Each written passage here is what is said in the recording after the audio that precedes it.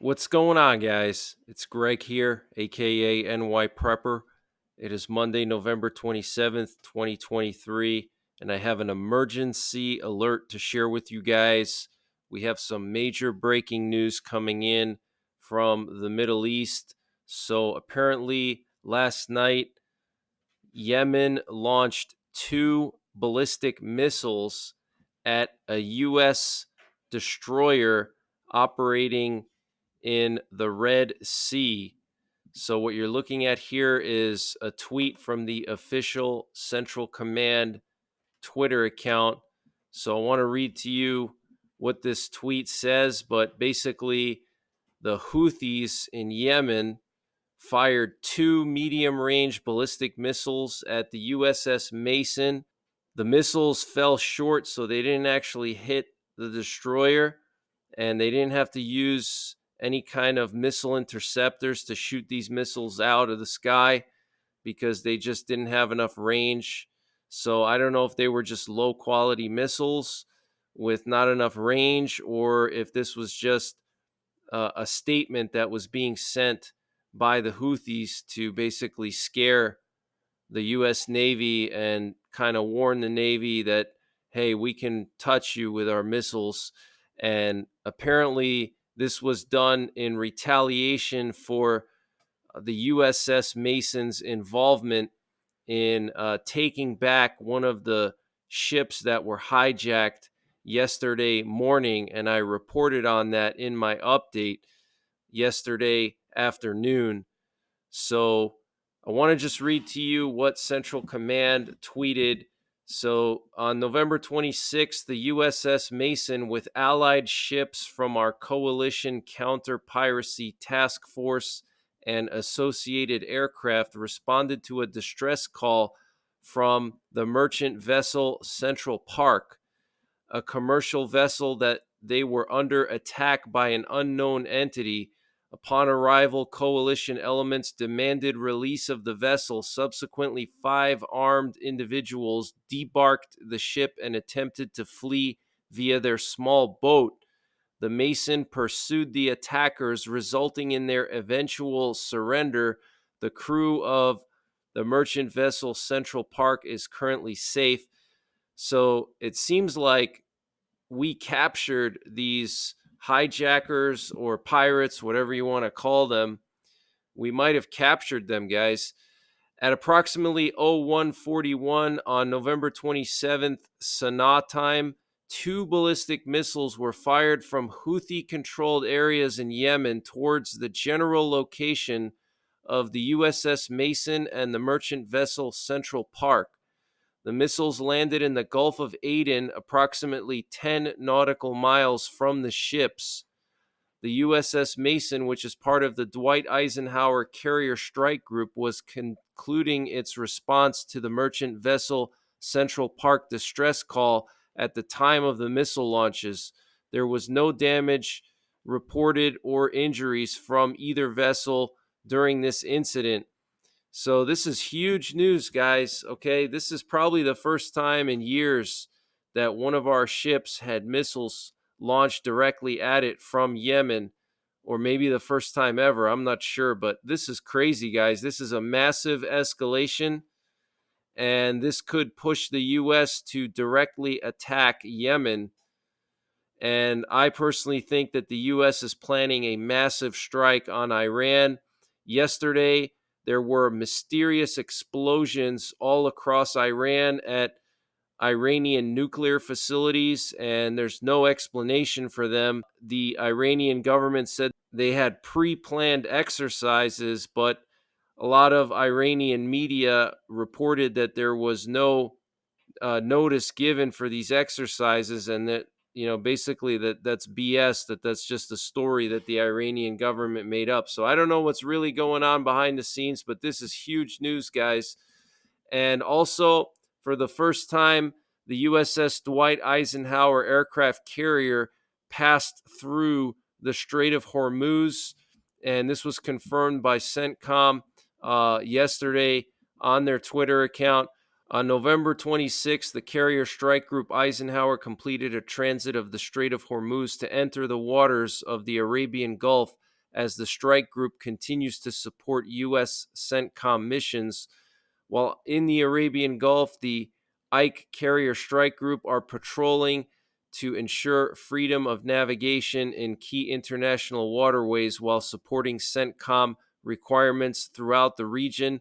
The aircraft carrier Dwight Eisenhower was accompanied by the guided missile cruiser USS Philippine Sea and guided missile destroyers USS Gravely and the USS Steetham and the French frigate Languedoc. So this is also huge news, guys. Okay, the entire carrier strike group navigated through the Strait of Hormuz. That is huge news. And there was a hack of some kind of municipal water facility in the Pittsburgh area of Pennsylvania. This happened at the Municipal Water Authority of the town of Aliquippa, and apparently one of their booster stations was hacked by an Iranian-backed cyber group. Matthew Modis, the chairman of the board of directors for the Municipal Water Authority of Aliquippa, confirmed to KDKA TV that the cyber group known as Cyber Avengers took control of one of the stations. An alarm went off as soon as the hack had occurred. Modis added that the station located on the outskirts of town monitors and regulates pressure for Raccoon and Potter townships, and stressed that there is no known risk to the drinking water or water supply.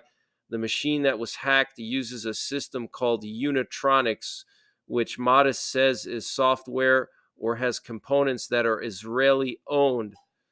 The system has since been disabled. Members of the Pennsylvania State Police were called to the booster station on Saturday to begin a criminal investigation. And what you're looking at here is a picture of the screen of one of these Unitronics consoles, okay, which looks to be like some kind of SCADA system. And you can see it says on the screen, "You have been hacked, down with Israel. Every equipment made in Israel is Cyber Avengers legal target." So not only do we have to deal with these pro-Palestine protests and riots in this country, which have been popping up randomly, and even Biden was heckled by some pro-Palestine protesters in Nantucket over the weekend, and I shared video footage of that in my update yesterday. But we also have the possibility of terror attacks. We had that incident at the bridge just north of Niagara Falls on Thanksgiving Eve. Now we have these cyber attacks. And speaking of cyber, I've gotten some emails from people complaining that there was an issue with some of my recent videos, that they thought that YouTube took down one of my videos, and they did not take down one of my videos, but I did notice that my last update from last night, for some reason, the first 2 hours, it got like no views at all. And then shortly after midnight last night, the views started to pick up as if like there was some kind of a delay or something. So I don't know if YouTube is experiencing a cyber attack or if they're having some, troubleshooting issues with their servers, some kind of technical issue. Okay. But you should periodically check my channel because I'm always posting updates at least once or twice a day. All right. So if you don't see an update from me or you don't see a notification, make sure that you check my channel manually. Okay. Type in NYPrepper and go to my page on YouTube. And anything that happens to me, as far as like, personal stuff related to this channel, I'll always post updates on my website, NYPrepper.com. And there's a link in the description below this video, but it's NYPrepper.com. And I'll always post any major updates there. If something happens to me or something happens to the channel, I'll always post it there. Okay, so if you don't know what's going on, check my website and I'll always have information there. If you don't see anything, it means that nothing's going on, nothing happened. And we have some very concerning information coming out of North Korea. South Korea is saying that they have detected increased activity at the DMZ and that North Korea has deployed additional troops and equipment to the DMZ. And they're saying that there's heavily armed North Korean troops restoring guard posts that were destroyed under the 2018 Inter-Korean military agreement. And what you're looking at here is a picture of one of those guard posts. Looks like they're putting them back up. So very concerning stuff coming out of Korea. That situation there is just continuing to get worse and worse. We have 2 aircraft carriers and the associated strike groups near the Korean peninsula. So something could pop off in Korea very soon. And before I go, I just want to mention the sponsor for this update, which is My Patriot Supply. Guys, My Patriot Supply brought back their 25% discount on their 3-month emergency food supply. Now, this 3-month emergency food supply has a 25-year shelf life. It comes with breakfasts, lunches, dinners, drinks, and snacks, and it's all stored within 6 rugged, water-resistant buckets. So it doesn't take up a lot of space. Pretty much anybody can find the space in their home to put these buckets somewhere, and you get free shipping included in addition to the 25% off discount. And the only way to get the discount is to use the link in the description below this video, which is preparewithnYprepper.com. Now, they also have a 2-week emergency food supply, which is great for outdoorsmen. If you're into vehicle camping, you spend a lot of time outdoors, you can throw one of these buckets in your truck and you have 2 weeks of food. And this stuff is good for 25 years as long as you store it in a temperature stable environment.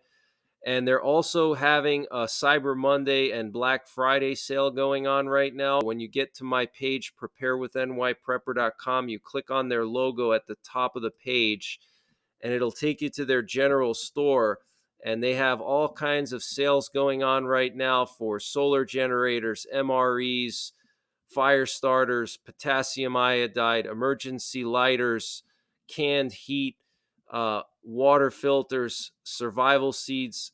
It's all in here, guys. So check them out. Use my link, preparewithnYprepper.com. Get 25% off the 3-month supply of food. And then also check their general store for Black Friday sales. And other than that, I'll be back later on today with more breaking news. So make sure you're subscribed. Hit the notification bell below this video so you get notified when I post these updates. And other than that, take care, God bless, and don't forget the 3 Ps: prepare, practice, and persevere.